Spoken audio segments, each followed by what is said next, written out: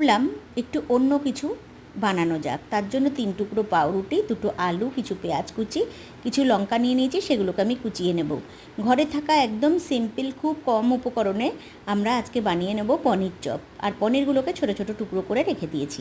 আলুগুলোকে প্রথমেই কেটে আমি একটু নুন দিয়ে গরম জলে সেদ্ধ করে নেব। আর আলুটাকে সেদ্ধ হয়ে গেলে ঠান্ডা করে নিয়ে হাত দিয়ে আলুটাকে ম্যাশ করে নেব বেশ ভালো করে।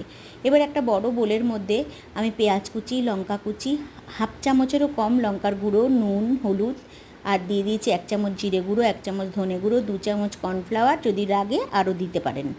এবারে 3টে পাউরুটি টুকরো করে আমি দিয়ে দিয়েছি, আর দিয়ে দিয়েছি আপনার একটু চাট মশলা। এবারে আলুটাকে চটকে নিয়েছিলাম, সেই আলুটাকেও পাউরুটির মিশ্রণের মধ্যে দিয়ে বেশ ভালো করে হাত দিয়ে কষলিয়ে মেখে নেব, একটা মণ্ড তৈরি করে নেব। তারপরে আলুর থেকে লেচি কেটে কেটে নিয়ে একটু গর্ত করে নিয়ে 1 টুকরো করে পনির ভেতরে ঢুকিয়ে দিয়ে আবারও ভালো করে পাকিয়ে নিয়ে কড়াইতে সাদা তেল আগের থেকেই দিয়ে দিয়েছিলাম, গরম হয়ে গেছে। এবারে সাদা তেলে এক এক করে আমি ভেজে তুলে নেব আজকে পনির চপ। আমরা কিন্তু সস দিয়ে খেয়েছি, খুব ভালো হয়েছিল।